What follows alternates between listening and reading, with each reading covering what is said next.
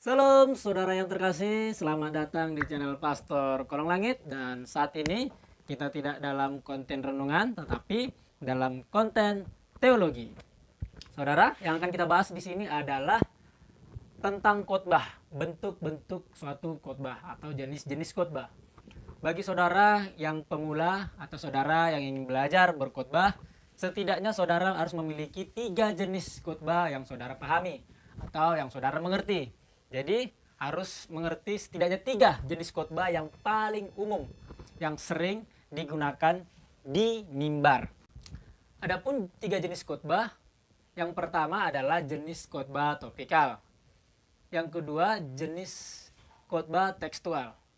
Yang ketiga jenis khotbah ekspositori. Nah, saudara, banyak dari para hamba Tuhan dan para pembicara mereka lebih sering menggunakan khotbah ekspositori karena mengekspos dan itu lebih menarik, lebih dalam begitu pemaknaannya. Akan tetapi bukan berarti khotbah topikal dan tekstual nilainya lebih rendah, tidak, bukan berarti ya saudara. Jadi tergantung si pengkhotbah dia lebih sukanya yang mana gitu. Ada topikal, tekstual, dan ekspositori. Tetapi jenis khotbah bukan hanya 3 ini, masih ada jenis khotbah yang lain. Jenis khotbah narasi atau naratif, jenis khotbah evangelikal, dan juga jenis khotbah biografi. Tetapi untuk yang paling umum kita akan belajar 3 jenis khotbah ini. Saudara, yang pertama-tama kita akan mendengarkan pengertian dari khotbah topikal atau khotbah topik. Nah, saudara yang terkasih, khotbah topik adalah suatu khotbah yang bagian-bagiannya atau bagian-bagian utamanya diambil dari topiknya atau pokoknya. Dan bagian-bagian itu tidak terikat dengan teksnya atau terlepas daripada teksnya. Jadi khotbah topik tidak berdasar pada suatu teks atau perikop tertentu. Pengembangan kerangka khotbah diambil dari tema atau judul, di mana bagian-bagian yang berhubungan dengan tema atau judul itu dapat ditemukan di kitab atau ayat lainnya. Saudara, itu yang pertama, khotbah topikal atau khotbah topik. Yang kedua, saudara, khotbah tekstual. Nah, khotbah tekstual berbeda dengan khotbah topikal. Kalau khotbah topikal, kita lihat tadi dimulai dengan tema. Akan tetapi, khotbah tekstual dimulai dengan teks. Jadi, ada perbedaan. Khotbah tekstual adalah suatu khotbah yang bagian-bagian utamanya diperoleh dari satu teks. Contohnya kita mengambil 1 atau 2 teks atau 3 teks gitu, 3 ayat. Nah, kita kembangkan dari ayat yang kita ambil atau teks yang kita ambil. Nah, kalau khotbah topikal itu dikembangkan dari temanya atau judulnya. Jadi, contoh tadi kasih itu apa? Terus contoh doa dikembangkan apa gitu. Nah, saudara, setiap bagian ini dipakai sebagai suatu garis alur daripada khotbah tekstual. Nah, teks itu dikembangkan. Nah, itu menjadi alurnya. Dan teks memberikan tema khotbah itu. Dan ingat saudara, dalam kita mengambil tema atau membuat suatu judul khotbah tekstual, maka tema atau judulnya harus kita peroleh daripada teks yang kita pilih, daripada ayat-ayat yang kita pilih. Jadi kita harus menemukan, nah, tema apa yang harus kita angkat dari teks yang telah kita pilih. Oke, kita masuk dalam bentuk khotbah ekspositori, saudara. Saudara, untuk saat ini saya hanya memberikan definisinya atau pengertian-pengertiannya sehingga kita boleh mengerti dulu, memahami dulu. Untuk video selanjutnya saya akan tampilkan definisi serta contoh dari khotbah itu masing-masing, oke?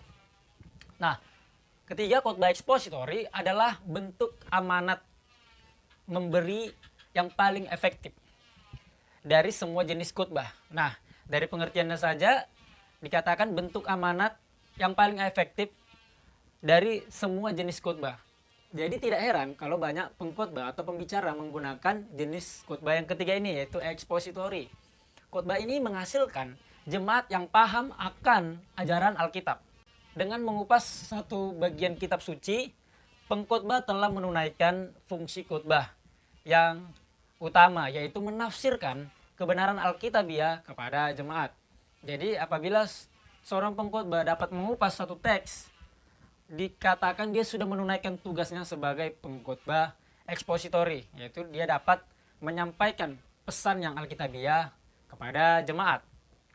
Nah, khotbah ekspositori ini ialah suatu khotbah di mana satu bagian Alkitab yang pendek atau panjang diartikan dan diuraikan yang berhubungan dengan satu tema atau pokok. Sehingga setiap ayat atau setiap teks yang ada di dalamnya itu terekspos atau dapat diungkapkan secara alkitabiah, secara lebih jelas kepada setiap pendengarnya atau setiap jemaatnya. Akan tetapi saudara, meskipun khotbah ekspositori terlihat lebih efektif, bukan berarti khotbah topikal dan tekstual juga tidak punya nilai kebenaran yang tinggi. Jadi tergantung dari mekanik si pengkhotbah. Kalau saya mengatakan mekanik, artinya dalam dunia Mobile Legends saudara, itu mekanik itu dikatakan kemampuan seorang pemain Mobile Legends. Jadi mekanik ini kemampuan seorang pengkhotbah begitu.